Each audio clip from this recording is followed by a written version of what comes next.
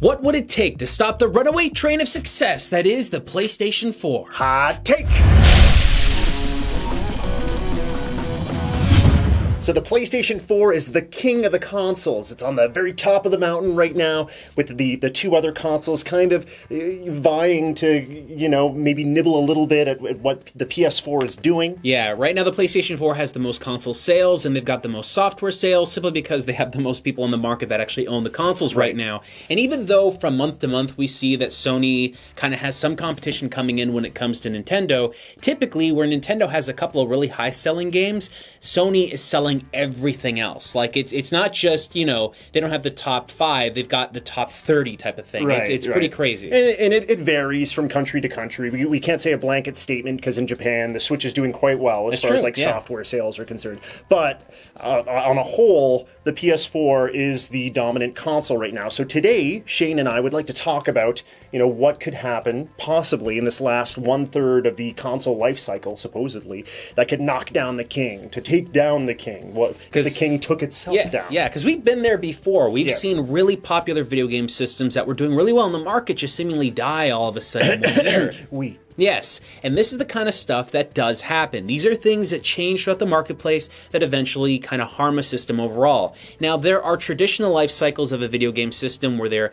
started up, they see a lot of success during the middle, near the end of its run, you start to see a little bit of a slump in sales, and that's typically when the console ends. Yes. Now, right off the top right here, we're basically going to say the PlayStation 4 is likely going to see a successor sometime in 2020. Yeah, 2020 is what everyone's saying for the Xbox, as well as the next PlayStation iteration as well. Yes. Yeah. But with that being said, one of the ways the PlayStation 4 could actually be harmed significantly is if Sony kind of tips their card a bit too early and says, here's what our next system is, and it's going to be coming out like a little bit earlier than everyone expected. Or even if they announce the console and just announcing it too early, not necessarily releasing it too early, but just saying right now, okay, no, the PlayStation 5's coming, and then many consumers might feel like, okay, well, if it's coming in 2 years, I'll just wait 2 years for the next most powerful machine. And that's it, right? That is a very significant thing that could happen, preventing people from actually wanting to go out and buy more of these systems. And I know it sounds a little bit crazy that they would ever do something like that, but we literally just saw Microsoft do that exact same thing on a stage at E3, right? Yeah, very true. And that's the kind of stuff that can really damage them. Right now, consumers need to think of the PlayStation 4 and the PlayStation 4 Pro as the most powerful, best system on the market. Even if it really isn't, they need to think that, because that's just the way consumer-focused marketing works. And honestly, there are other ways that this could go in kind of a negative way as well. We had spoken a little bit about the legacy of PlayStation. Now, we both love PlayStation consoles. We love all consoles, but with PlayStation, there is a library of great games, some of which we cannot currently play on our PS4. This is a big problem. The PlayStation 1 has some of the best games ever created. The PlayStation 2 has some of the best games ever created. Handheld. And most people don't even consider this, all right? But the PSP is a fantastic piece of hardware. And it did have obviously UMDs were not the greatest choice at the time, but they had a lot of really good games released on that platform. Absolutely, yeah. Even more so than the Vita. And then we can take the Vita into consideration as well, because that console it's no longer really a thing. I mean, software does pop up from time to time. It is still breathing, but the very, very slow, tiny breaths. Yeah, just a little teeny breaths. If they do not begin embracing this legacy a bit, it's going to be an issue. It really is. I believe, because there's just so much great software there. There's this idea that when you get the PlayStation 5, hopefully you'll be able to play PlayStation 4 games on that system. But the PlayStation 4, as it exists right now, you're not able to play a bunch of games from the previous generation of systems. There's no excuse. I don't care what anyone writes in the comments right now. There is no excuse that Sony hasn't been releasing PlayStation 1 games as digital downloads on the PlayStation 4. I'm not even talking about the old discs working on the system, okay? I'm talking about legitimate downloads of games being emulated software-wise, hardware-wise, on the actual PlayStation 4 hardware. That way you could be playing these games again and downloading them and having fun with them, because right now you can go out and buy PlayStation 1 digital downloads that work on your PlayStation 3, your PSP, and your Vita, and they don't work on the PlayStation 4, and that is maddening. Yeah. So this is not an all-encompassing bad thing that will take down the PS4 per se,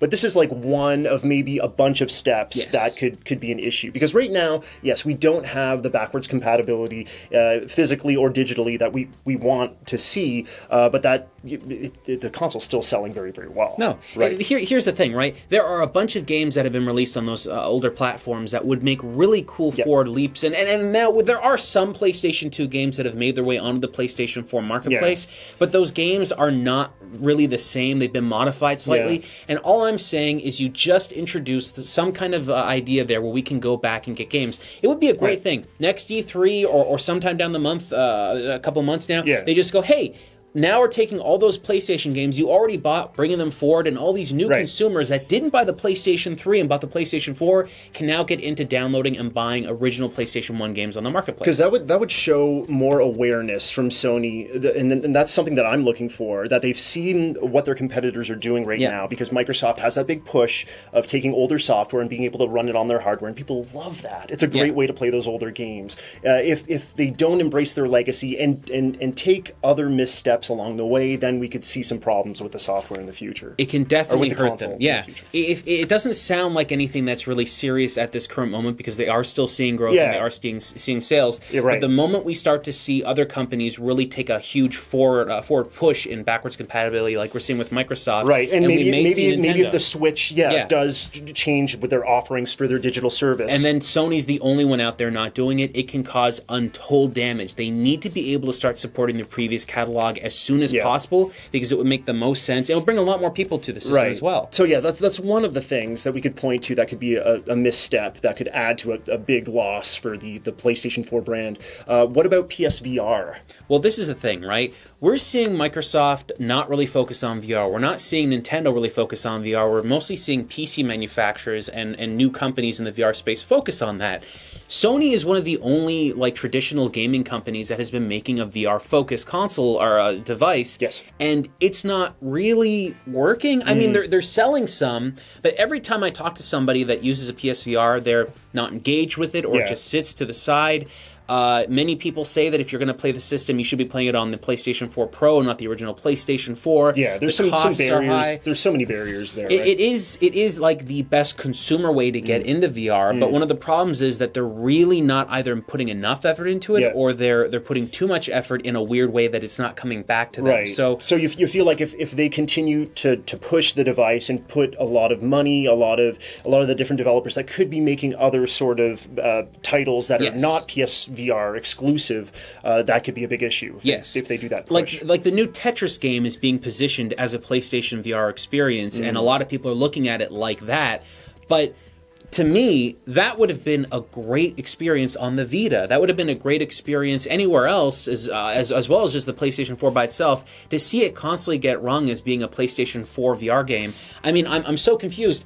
Why is it that it's still Tetris at its core? That it's just neat visuals that are going around you while you're looking at it in the VR space. I don't understand why that is what makes the gameplay go, because what I'm starting to see is a focus more on the visual representation of what VR is and not so much on the gameplay experiences, which at the end of the day is what people want. People didn't buy God of War, the new remake, or the new kind of recreation of the series. They didn't buy that because they thought it looked pretty. They bought it because they were interested in the game or the story. That goes with a lot of the other games we've been seeing released on the PlayStation 4 recently. It really has been story or narrative or gameplay focus. And visuals are nice and everything, but right now, if you're trying to play the visual game, Microsoft can beat Sony all the time with the Xbox One X. It is a far more powerful system. It can do far better in a lot of things. But as I think we've already seen from the market, people out there are not buying PlayStation 4 Pros to play on 4K TVs left and right. They're playing that system on older televisions, on regular HD TVs, maybe because they want a better frame rate or something like that, but it's not really 4K. 4K isn't what everyone's reaching for. They're just reaching for the best gameplay experience. Yeah, right. So what do you think about the PS4 Pro and how it's doing? Do you think it's a necessity? Do you feel like it's been selling well enough? Personally, I'm not that interested in the PS4 Pro. So we have a PlayStation 4 Pro. We went out and bought one, and we have a 4K TV. We have like two in the studio that we can use for 4K television stuff. And honestly, it's cool, But every time the experience of getting a 4K resolution is there, typically it's 4K at the cost of losing frame rate or something like that. And it's not in like, if the original game ran at 1080p at 30 frames per second, you're running it at 4K at 30 frames per second. I would much rather run it at 60 frames per second at 1080. So whenever there's that option, my 4K TV doesn't get used, and I realized, I guess I'm more concerned about the gameplay and the way the game feels rather than the actual visual representation. When you get to the 4K that the PS4 Pro offers, it isn't true 4K. Yeah, sure. Right? Yeah. So it does, even though it does look markedly better than a regular 1080p image, there's still a feeling there that you're not actually getting all the bang for your buck that you would be getting with the Xbox One X. That's true, yes. I really feel, though, that with the PlayStation 4 Pro, if they continue to focus, like the PlayStation 4 Pro needs to become the standard PlayStation they sell. Get rid of the Slim almost, right, and just have the PS4 because Pro. Maybe at this point it does. I mean, the Slim is cheaper and stuff like that, and they can keep making it cheaper. But I think for many gamers out there going forward, they need to have these better experiences represented by that better hardware, and that's why they need to really start making that the focal point of everything. Yeah, make that the standard in a way. And I've seen them release PlayStation 4 Slims continually and stuff like that are like they have bundles and stuff, and I get it, but I don't see that really working or attracting the audience that they want right now, because if you're buying a PlayStation 4, chances are you're playing the games at home, and you just want those game titles to work on there. So the Pro is in this weird space where it's powerful, but not the most powerful, and it's neat, but it doesn't do everything you want. It's a really strange mix there. Yeah. So getting away from hardware for a second and talking about the PS Now service in particular. So we did talk about, like, we want those older games, but is there anything else about the PS Now service that you feel like kind of if they continue forward with it in a certain way, it could be a negative for the PS4 brand? Well, basically, the way the PlayStation Now works right now is you get a subscription, it's separate from PlayStation Plus. Right. It exists by itself, and you just stream games. Right, so there's no downloading. This is a straightforward streaming service. It literally makes no sense to me the way that this system's been implemented, because, one, I don't think it has value. It's really expensive. It's limited to what you can do. We're still in that sort of weird rental thing with PS Now. That's been an issue for me, I know. I mean, like, they don't have PlayStations and PlayStation 2s hooked up to boxes on the other end. They literally must have emulation software running this stuff. So why that isn't being sold in the home set? Think about it this way, okay? If every month you want somebody to be paying per month to use this service or whatever, wouldn't it make more sense to be releasing a batch of really good PlayStation 1 and PlayStation 2 games digitally for people to be downloading and emulating with their PlayStation 4s at a higher quality, because they're not dealing with any of the streaming latency or anything like that? If you were to actually just be selling those things, you'd probably be getting around the same amount of sales every month, and it would be more sustainable that way, because you don't have the server costs that you have to worry about with these games constantly being run from some end over there. So the way I see it happening right now is just Sony is focusing so much on making a service that people want in a way, but not in this exact way. If they keep making the PlayStation Now service by itself, it's going to be a disaster. It needs to be blended in with PlayStation Plus.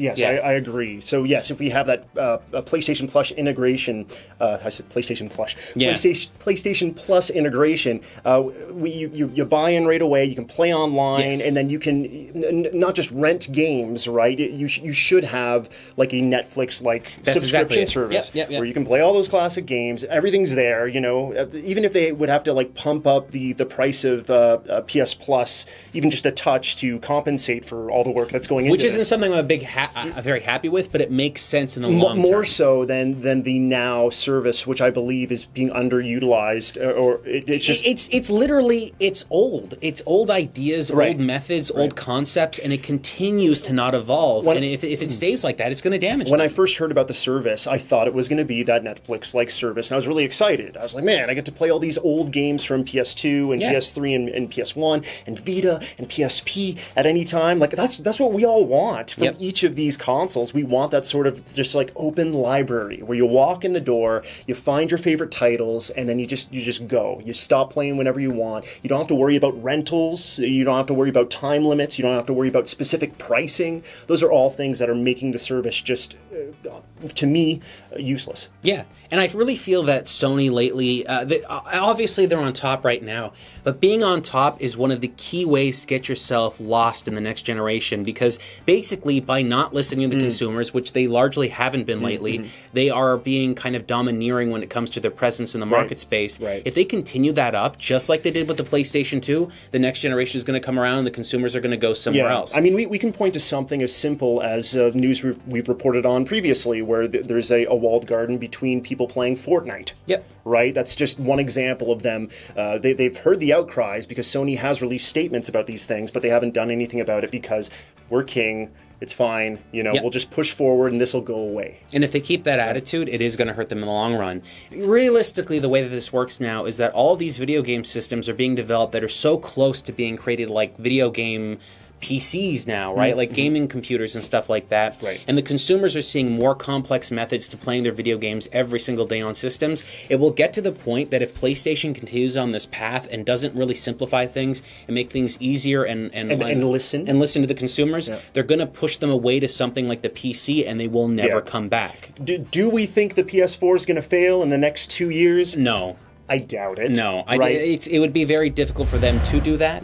But these are things that could possibly happen that could damage These them. are some of the little stumbles and trips that we could see happening that could lead to a downfall. I doubt it's going to happen, but maybe you guys have something you can say about it. Maybe you have other points, or maybe you think that we're both ridiculous talk men that just won't shut up. If you have any kind of idea what you think might damage Sony in the future with the PlayStation brand, let us know in the comments below.